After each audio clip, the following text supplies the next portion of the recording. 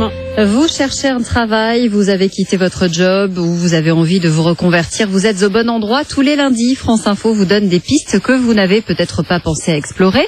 Aujourd'hui, on pousse la porte du secteur du recyclage. Il représente en France, d'après la toute dernière statistique, à peu près 30 000 emplois. Bonjour Philippe Duport. Bonjour Raphaël, bonjour à tous. On vous retrouve comme chaque lundi pour On s'y emploie. Quand on pense recyclage, aujourd'hui, on pense surtout au papier, emballage. Or, les emballages ne représentent qu'un petit pourcent de nos déchets. Aujourd'hui, en fait, Philippe, on recycle presque tout, les pneus, le verre, le plastique, les mobiles, etc. Oui, et aussi les écrans plats, même des wagons de chemin de fer on recycle. En fait, le recyclage, c'est une véritable mine d'or, au sens propre, puisque par exemple, dans un écran plat, on trouve de l'or, on trouve du diamant, du silicium.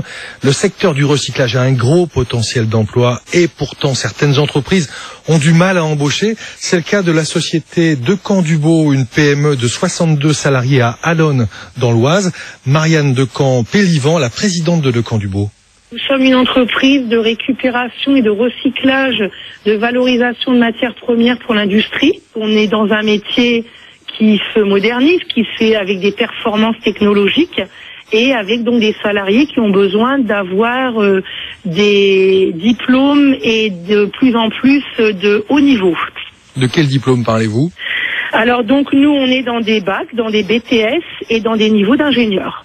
Alors aujourd'hui, quels sont les gens que vous recherchez ? J'ai des opérateurs trieurs, j'ai des chauffeurs poids lourds super lourds avec donc manipulation de benne en pyrrole, j'ai des conducteurs d'engins et j'ai des agents de maintenance. Alors aujourd'hui, j'ai 12 postes prêts à l'emploi. Ce que je regarde, c'est les niveaux d'études et avoir quelqu'un qui a envie de découvrir un métier, savoir se remettre en cause et savoir accepter une nouvelle formation. Et j'ai beaucoup de mal à trouver parce que les gens, la remise en cause est difficile. Aujourd'hui, on a un public effectivement qui a des diplômes, mais qui demande des salaires, je dirais aujourd'hui que je ne peux pas donner. Voilà, Marianne Decamps-Pélivan, la présidente de Decamps-Dubo, et ses salaires, c'est entre 1 500 et 1 800 euros net. Bonjour Jean-Yves Doisy. Bonjour. Vous êtes directeur général adjoint en charge du développement dans l'économie circulaire et le recyclage au sein du groupe Vitamine T. Alors Vitamine T, c'est 3 000 employés, une douzaine de filiales de réinsertion et c'est surtout un groupe qui remet des gens en selle, des gens au travail pour les conduire vers un emploi durable. Est-ce que vous pouvez nous donner quelques exemples de ce que vous faites en matière justement de recyclage ?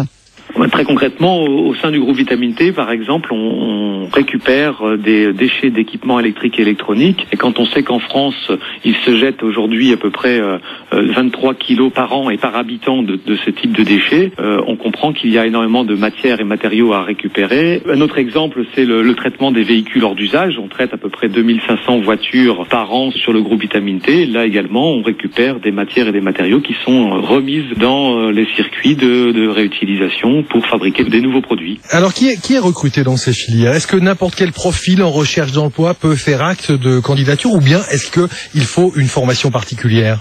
Alors oui, n'importe qui en recherche d'emploi, ça c'est sûr. Il y a des postes de bas niveau de qualification et c'est pas péjoratif. Il y a évidemment donc des postes qui ne nécessitent pas de formation au départ, mais d'autres en nécessitent. Il faut des CACES par exemple, des certificats d'aptitude à la conduite d'engins spéciaux. Il faut on peut avoir des compétences en technique pour pouvoir assurer la maintenance des broyeurs ou des appareils que des lignes que l'on met en place pour traiter ces produits. Et puis on a aussi des besoins de personnes qui sont clairvoyantes, qui savent repérer la différence entre tel type de plastique ou tel autre, puisque les filières ne seront pas les mêmes peut-être après. Donc des agents de tri qui ont une compétence et qui savent reconnaître les matières. On a besoin d'agents de manutention, on a besoin d'agents courageux aussi, des personnes qui acceptent de dire effectivement c'est peut-être du déchet, mais finalement c'est noble parce que le travail que je vais fournir va permettre d'isoler proprement des matières qui vont créer et générer de nouveaux produits, donc de la valeur ajoutée, et donc qui vont rentrer dans une nouvelle économie. Jean-Yves Doisy, est-ce qu'il y a des gens qui n'y connaissaient rien au recyclage et qui en fait ont découvert l'économie circulaire en venant chez vous ?